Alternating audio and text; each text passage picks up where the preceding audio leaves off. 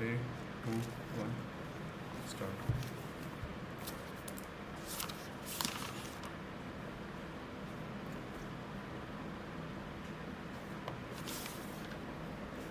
So let's understand what is schema in search engine optimization. So let's first of all understand why do we need schema. We already have the tags like meta tags, meta title, description, canonical tags, and open graph tags, uh, which which convey very basic information about any web page. But schema is schema is defined to present the information to the Google search engines or any search engines. So what is there in the pages? So meta tags and titles provides only the very basic information. So if we are in this, let's say we are in this blog section page, we go to this blog or anyone search about this blog or this topic on the Google search engine. And how Google will know that Google will only know this title, but Google will don't know about the who is the author of this blog, what is the content of this blog, uh, what is the information about the organization that has posted this blog. So that all information is not provided in the meta tags and meta description tags.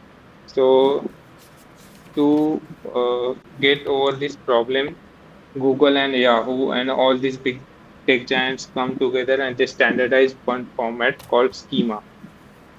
So schema, what basically it does is there are different types of schema, and to present different types of schema, there are different types like JSON LD and microdata.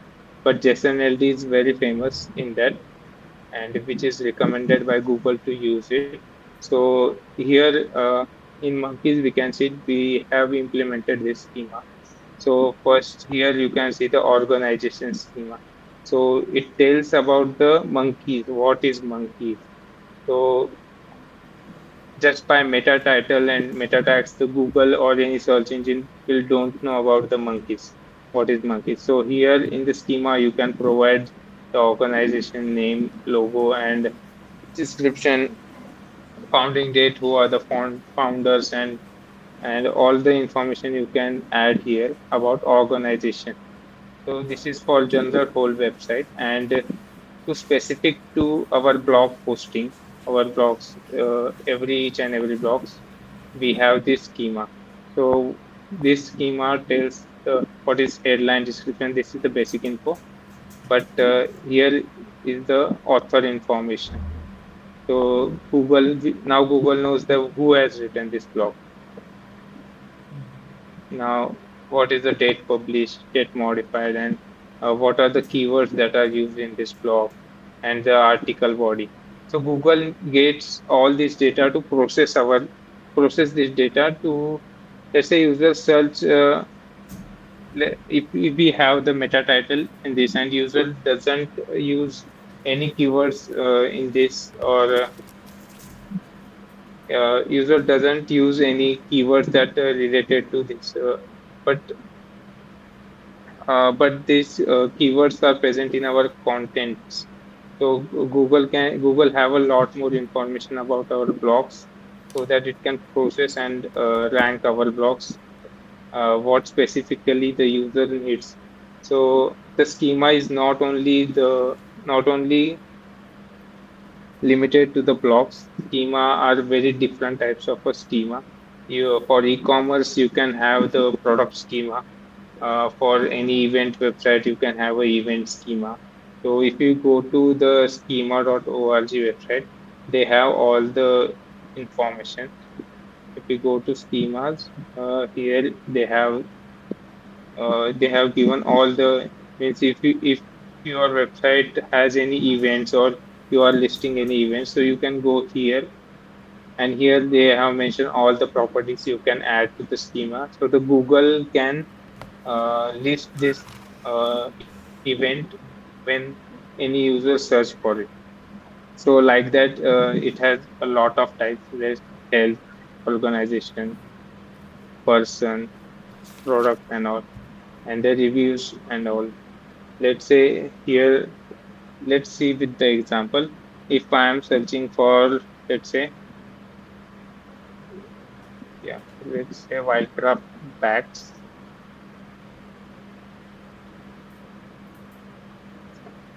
So now here you can see that we are getting the rating, the price range, and the delivery.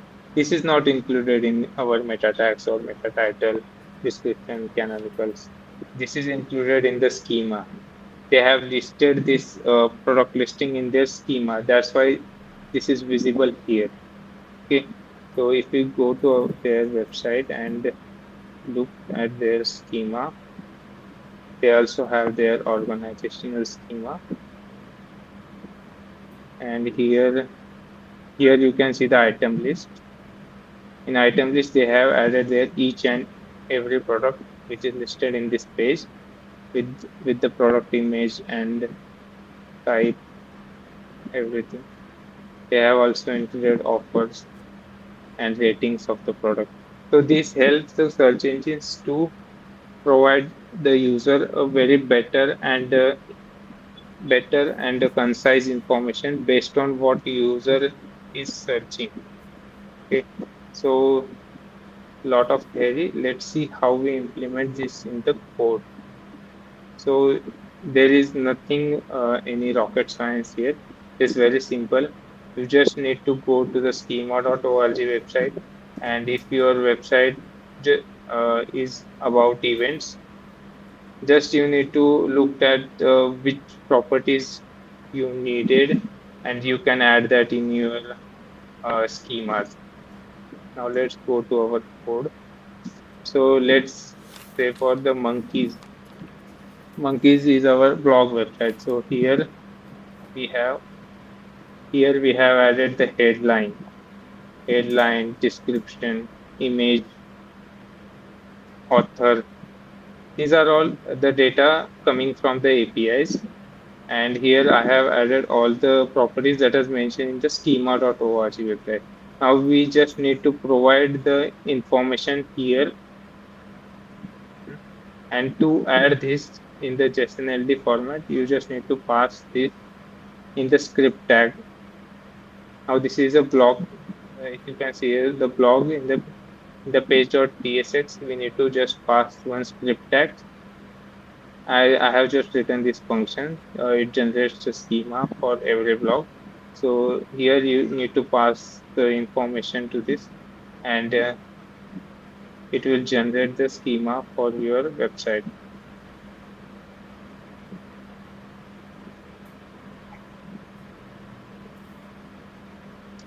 You just need to copy and paste this script tag, and you can pass your schema here, and you can install this extension as SEO Pro extension. With the help of that, you can see your if your schema has any errors, or it is properly visible not. If it has any errors, the schema will not appear here. Or schema.org also has their own validator. Here you can paste your uh, here you can directly paste your schema URL, and you can test that if your schema is valid to the search engine or not. If it has any errors, it will show you the errors. So that's it, how you can implement the schemas in your website.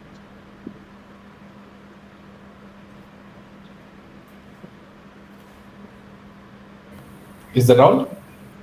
Yes. Cool. Thank you so much. Okay, I have a one question now. So let's say Monkeys is our platform. Okay, Yeah. people write blogs on Monkeys belongs to Monkeys and the people who write. Okay, Okay. Does this mean that Google is taking data? It's kind of they may violate the rule and they can take that our data and put it in their database. So they might do anything with that. No, I don't think they are storing this data. They are just using for crawling of our website. When the user search something, while crawling, the robots need the information to rank our website in a specific manner based on what user is interested in. So I Mhm. don't think they store this schema in their database or somewhere. Oh, Okay, cool. fair enough. I have a couple of questions, Rahul. Is I mean, how do we actually implement this in next years? I mean, what are the caveats? Like, what should we look out for? For example, this is just for now. This is just one page, but in future, if one of us needs to implement this in next years, so what should we know? Like, based on how you implemented it. Uh, you just need to first you need to figure out what is important for your website, and then you need to choose the schema. What is which schema you needed? Then go to schema.org, look at the properties, Yeah, yeah. and then create one JSON, and then pass that JSON to the script tag. Okay. That's it. And okay, so we need a script just to have a script tag in there. Cool. Yeah, we just need a script tag and script tag with the JSON Uh, of our schema. okay, got it.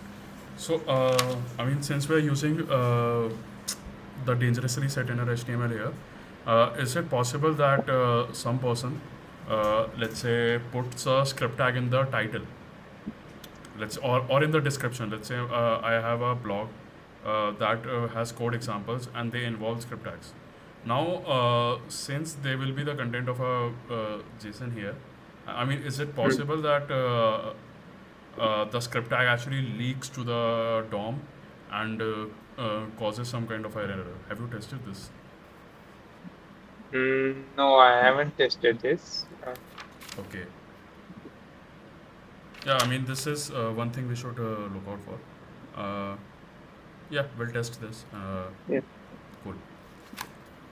And also, I mean, since the process seems very manual, like as you have mentioned that we need to go to the schema.org and look for the Yeah. schema that we want and then create a JSON here. Is there any Yeah. library that you have encountered that makes it easier for us? Uh, for example, contains all the types for particular schemas already and is maintained. Have you encountered any library? Uh, I, I haven't searched for any library because this doesn't. I think here we don't need any library. Mm-hmm. Maybe we do have some libraries that can handle schemas for us in very easy manner, but I haven't thought of the library because it is very simple implementation. Got it. How feasible do you think will it be if we create our own? And so I mean, one of the use cases I can see is that we do not have any type information, right? We have to go to the schema.org website to look for the schema and look at the data types. Yeah, So we can basically yeah. create a library that contains all the types, so it may be easier. So do you think it will be feasible? I don't think because our platform is about blocks, so I don't think we will need a very 10-15 types of schema. We will only need the block type of schema, and we are using it. If we have use cases such as that we are using events and products and everything, Mm-hmm. then I think it makes sense to make a library and make it reusable. Okay. Yeah, sure. I mean, yeah, that is very apt. I mean, I was thinking of a very far ahead where we like support multiple types of content. And yeah, cool. Yeah, that's it. Thank you very much for this. Yeah. Okay. Piyush, do you have anything? Yeah, no, Dave, we don't have any doubts. I mean, All right. most other things are already covered, so yeah. Yeah. Thank you, Rahul, so much. It was good actually. I didn't know this works this way, and it would be so easy. So I was slightly skeptical about it. ठीक है. Cool then. Let's stop the recording, Yeah. I guess. Okay.